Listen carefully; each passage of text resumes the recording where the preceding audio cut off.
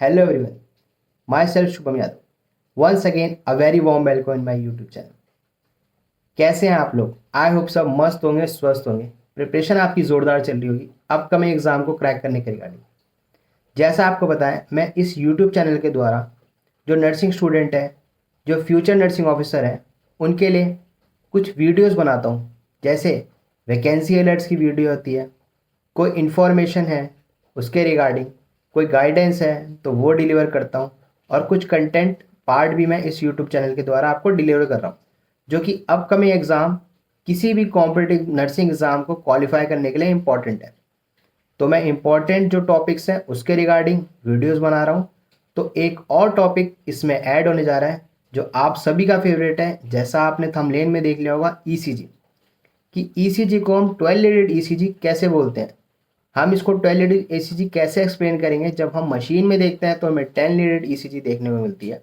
तो इसे 12 leaded ECG क्यों बोला गया, इसको डिटेल डिस्कस करते हैं। तो आज का हमारा टॉपिक है ईसीजी। इसमें पहला पॉइंट देखने को मिल रहा है कि फादर ऑफ ईसीजी। तो फादर ऑफ ईसीजी कौन थे? एंथोन विलियम थे।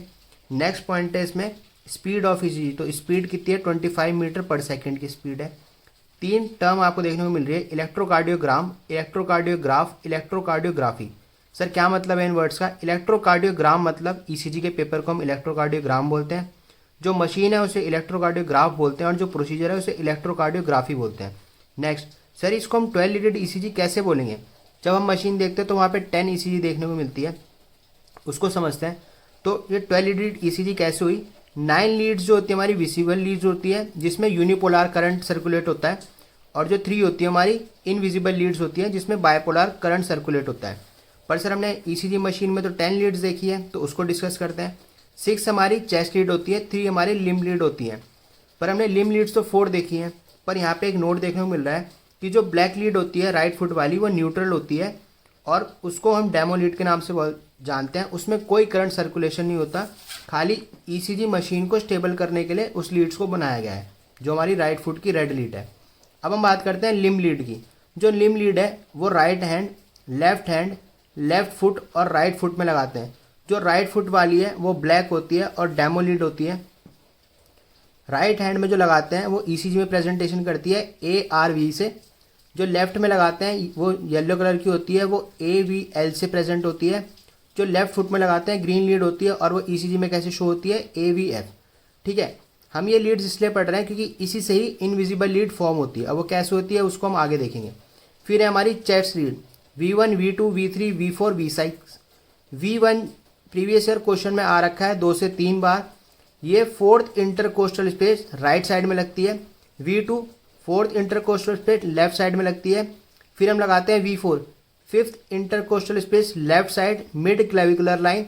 फिर हम V3 को लगाते हैं between V2 and V4। V5 की बात करें तो fifth intercostal space anterior axillary line में लगती है। V6 की बात करें तो fifth intercostal space mid axillary line में लगती है। अब ये इनविजिबल लीड्स बनती कैसे है? जब हम क्या करते हैं, जब हमारी लिम्ब लीड्स अप्लाई हो जाती है तो एंथोन ट्रायन बनता है हमारे हार्ट में। ठीक है, तो ये कैसे बनता है? जब हमारी राइट हैंड और लेफ्ट हैंड की लीड कनेक्ट होती है तो ईसीजी में हमें रोमन नंबर 1 देखने को मिलता है, तो इनविजिबल लीड फॉर्म होती है। जब हमारा राइट हैंड और लेफ्ट फुट की लीड कनेक्ट होती है तो हमारा रोमन नंबर 2 फॉर्म होता है। जब हमारा लेफ्ट हैंड और लेफ्ट फुट की लीड कनेक्ट होती है तो रोमन नंबर 3 फॉर्म होता है। यहाँ पे पॉजिटिव नेगेटिव चार्ज होते हैं, जिसकी वजह से हमें ये इनविजिबल लीड फॉर्म होती है। ठीक है, तो आई होप अब आपको पता चल गया होगा इनविजिबल लीड्स कैसे बनती है। फिर यहाँ पे एक पॉइंट देखने को मिल रहा है, after applying all the leads wave and segment and 12 lead ECG appear. जब हमारी ये सारी लीड लग जाती है तो 12 लीड ईसीजी हो जाती है, और इसमें वेव और सेगमेंट देखने को मिलते हैं। इसमें एक पी वेव होती है, QRS होता है, T होता है। पी वेव क्या है? व्हेन एट्रियम सिस्टॉल होता है, डीपोलराइजेशन होता है, कॉन्स्ट्रक्शन होता है, तो पी वेव फॉर्म होती है। इसका टाइमिंग होता है 0.1 नैनो सेकेंड। QRS कब होता है? जब वेंट्रिकल में सिस्टॉल होता है, डीपोलराइजेशन होता है, कॉन्ट्रैक्शन होता है, तो इसका टाइम होता है 0.06 टू 0.10 नैनो सेकेंड। और टी की बात करें जब वेंट्रिकल डायस्टॉल होते हैं, रीपोलराइजेशन होता है या रिलैक्स होते हैं, इसका टाइम होता है 0.20 नैनो सेकेंड। आई होप आज का ईसीजी टॉपिक आपको क्लियर हो गया होगा। जिनको अब तक नहीं पता था कि सर मशीन में 10 लीड्स होती है, इसको 12 लीड ईसीजी क्यों बोलते थे, आज वो डाउट क्लियर हो गया होगा। ऐसे ही डाउट क्लियर करने के लिए चैनल को सब्सक्राइब कर लें, बेल आइकन को प्रेस कर लें। ऐसे ही इन्फॉर्मेटिव वीडियो कंटेंट आपको इस चैनल के द्वारा डिलीवर होता रहेगा।